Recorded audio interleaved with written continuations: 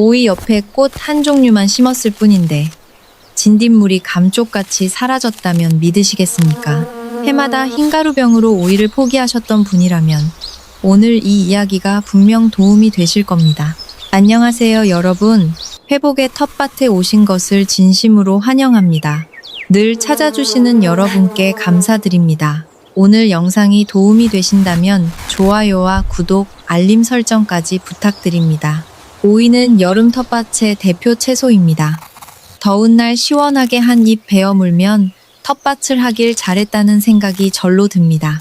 그런데 많은 분들이 가장 힘들어 하시는 것이 바로 병충해입니다.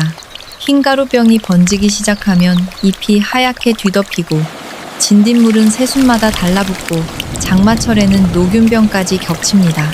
농약을 쓰자니 가족이 먹을 채소인데 마음이 편하지 않습니다. 저도 예전에는 똑같은 고민을 했습니다. 그런데 오랜 시행착오 끝에 깨달았습니다. 오이를 혼자 심는 것이 문제의 시작이었다는 사실을 말입니다. 오늘 저는 농약 없이 오이가 건강하게 자라는 3단계 동반식물 배치법을 여러분께 모두 나눠드리겠습니다. 오이는 생각보다 예민한 채소입니다. 겉으로는 덩굴이 힘차게 뻗어나가니까 튼튼해 보이지만 뿌리를 들여다보면 이야기가 달라집니다. 오이의 뿌리는 땅속 15cm에서 30cm 사이의 얕은 층에 대부분 몰려 있습니다. 깊이 내려가지 못하고 옆으로 퍼지는 청근성 뿌리이기 때문에 땅 표면의 해충이나 병원균에 그대로 노출됩니다. 특히 선충이라는 아주 작은 벌레가 이 얕은 뿌리를 파고들면 영양분 흡수가 막히고 그 상처를 통해 각종 곰팡이가 침투합니다. 문제는 여기서 끝나지 않습니다. 많은 분들이 한일항에 오이만 쭉 심으십니다.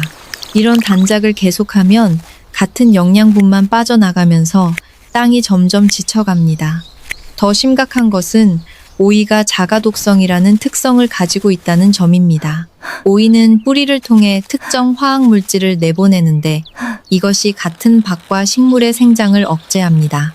오이 옆에 호박이나 수박을 심으면 서로 방해할 뿐 아니라 같은 냄새를 풍겨서 해충들이 더 많이 모여듭니다. 해충들에게 맛있는 밥상이 차려졌다고 알려주는 것과 같습니다. 여기에 한국의 기후가 겹치면 상황은 더 나빠집니다. 오이가 한창 열매를 맺는 6월에서 7월에 장마가 옵니다. 습도가 급격히 올라가면 흰가루병 포자가 폭발적으로 번식합니다. 한번 퍼지기 시작하면 이틀이면 한 포기를, 일주일이면 일항 전체를 뒤덮습니다. 녹균병도 마찬가지입니다. 잎 뒷면에 회색빛 곰팡이가 번지면서 잎이 누렇게 마르고 열매도 제대로 맺지 못합니다. 저도 처음 텃밭을 시작했을 때 이런 경험을 했습니다. 오이만 한이랑 가득 심었는데 장마가 시작되고 2주 만에 잎이 전부 하얗게 변했습니다. 병든 잎을 아무리 따내도 포자가 이미 온 일항에 퍼진 뒤였습니다. 그해 오이를 거의 수확하지 못했습니다. 그때 깨달았습니다. 오이를 혼자 심는 방식 자체가 잘못이었다는 것을. 오이가 건강하려면 좋은 이웃이 필요합니다. 그 이웃이 바로 동반식물입니다. 오이를 건강하게 키우려면 무작정 옆에 심는 것이 아니라 전략적으로 배치해야 합니다. 저는 오랜 경험을 통해 3단계 혼작 시스템을 만들었습니다. 첫 번째 단계는 일항 바깥쪽에 방어선을 세우는 것입니다. 저는 이것을 테두리 방어선이라고 부릅니다. 테두리 방어선의 첫 번째 주인공은 금잔화입니다. 금잔화는 위아래 두 방향으로 오이를 지켜줍니다. 땅 위에서는 진한 꽃향기가 오이 냄새를 덮어버립니다. 해충들은 냄새로 먹이를 찾는데 금잔화 향이 오이 냄새를 가려주니까 진딧물이나 오이잎벌레가 혼란에 빠집니다. 땅속에서는 더 놀라운 일이 벌어집니다. 프렌치 메리골드 품종의 뿌리에서 알파테르티에닐이라는 물질이 나오는데 이것이 오이 뿌리를 갉아먹는 선충을 죽입니다. 눈에 보이지 않는 땅속 해충까지 잡아주는 믿음직한 호위병입니다. 오이 일항 네 변을 따라 15cm에서 25cm 간격으로 촘촘하게 심어주시면 됩니다. 두 번째 주인공은 한련화입니다. 금잔화가 해충을 쫓아내는 역할이라면 한련화는 해충을 자기 쪽으로 오이엽새에 끌어들이는 부추를 덧식물입니다. 해충도 맡아줬고 진딧물과 오이도 더 오이잎벌레는 잘 자란다네요. 오이보다 정말 한련화의 신기하죠? 부드러운 잎과 줄기를 더 좋아합니다. 한련화를 하, 바람이 불어오는 방향에 심어두면 해충들이 오이에 도착하기 전에 한련화에서 멈춥니다. 게다가 한련화는 무당벌레나 기생벌 같은 익충까지 불러들여서 모인 해충을 자연적으로 잡아먹게 합니다. 중요한 점은 한련화를 오이보다 2주에서 3주 먼저 심어야 한다는 것입니다. 해충을 끌어들일 준비가 되어 있어야 오이를 심었을 때 바로 보호가 시작됩니다. 제가 처음 금잔화와 한련화를 함께 테두리에 심었던 해가 기억납니다. 어느 날 일황을 살펴보니 한련화 잎에는 진딧물이 까맣게 모여 있었지만 안쪽 오이 잎은 깨끗했습니다. 금잔화는 냄새로 해충을 혼란시키고 한련화는 자기 몸으로 유인해서 오이를 지켜주고 있었습니다. 이 두 꽃이 바깥에서 든든하게 막아주고 있으니 이제 일황 안쪽을 어떻게 채울지 살펴보겠습니다.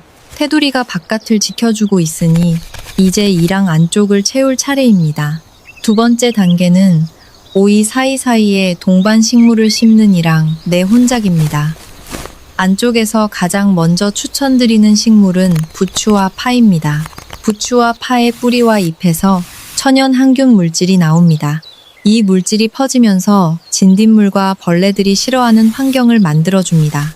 부추는 한번 심으면 해마다 다시 올라오는 다년생이니까 일황 안쪽 가장자리를 따라 한 줄로 심어두시면 매년 보초병 역할을 합니다. 마늘도 같은 원리입니다. 공간을 거의 차지하지 않아서 오이 사이 좁은 틈에 한쪽씩 심어도 충분합니다. 좁은 텃밭이나 베란다 화분에서도 활용할 수 있습니다. 일황 내 혼작의 또 다른 무기는 레디쉬입니다. 씨를 뿌리고 30일이면 수확할 만큼 빠르게 자랍니다.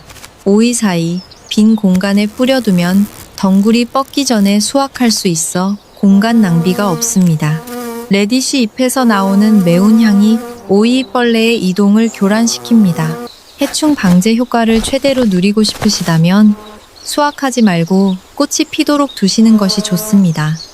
레디쉬 꽃은 익충까지 불러들입니다. 세 번째 단계는 영양 지원군입니다. 오이는 질소를 많이 필요로 합니다. 이때 덩굴콩이 큰 도움이 됩니다. 콩 뿌리에 사는 리조비움 세균이 공기 중 질소를 흡수해서 식물이 쓸 수 있는 형태로 바꿔줍니다. 콩이 자라면서 주변 흙에 무료로 비료를 뿌려주는 셈입니다. 덩굴콩은 오이 지지대의 북쪽에 심어서 그늘을 만들지 않게 해주시면 됩니다. 꼭 기억하셔야 할 점이 있습니다. 마늘이나 부추와 콩을 바로 옆에 붙여 심으면 안 됩니다. 파 종류의 항균 물질이 콩 뿌리의 리조비움 활동을 방해하기 때문입니다. 저는 일황폭을 120cm로 잡고 안쪽 가장자리에 부추, 가운데에 오이, 북쪽에 덩굴콩을 심습니다. 부추와 콩이 충분히 떨어져 있으면서 오이는 양쪽의 혜택을 모두 받습니다.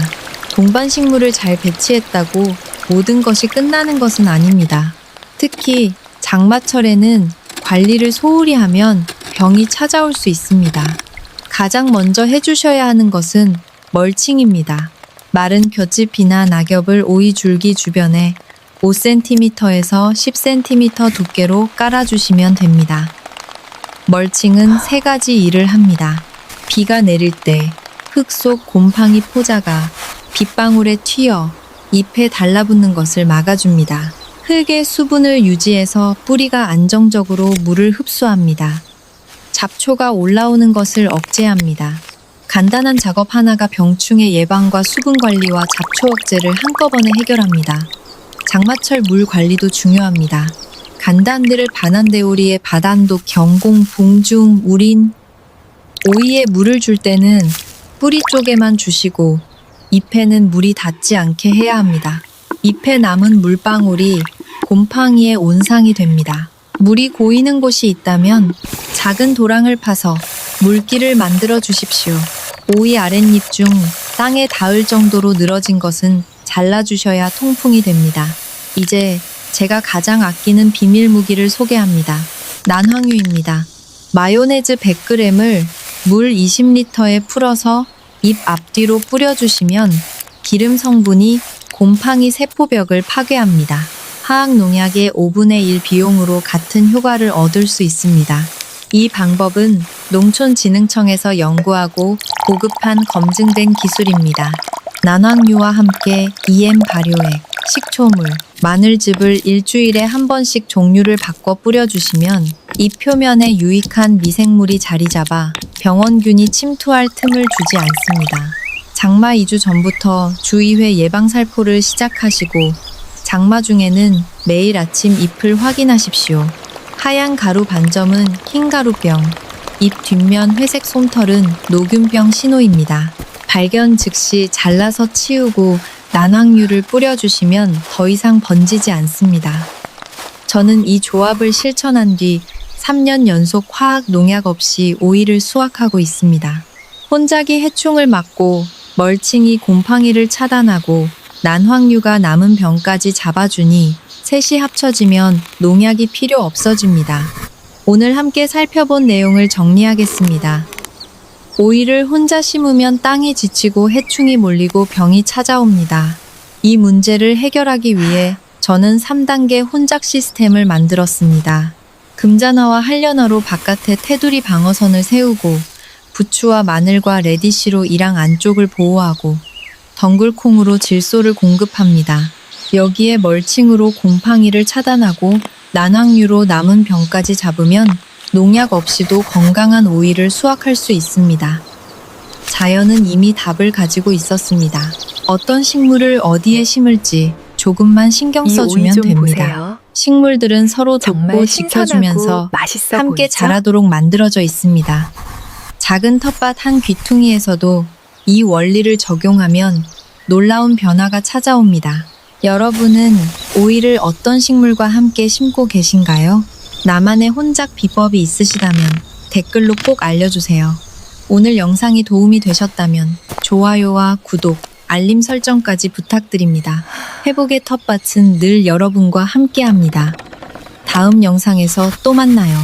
회복의 텃밭에서 건강하고 행복한 하루 보내세요.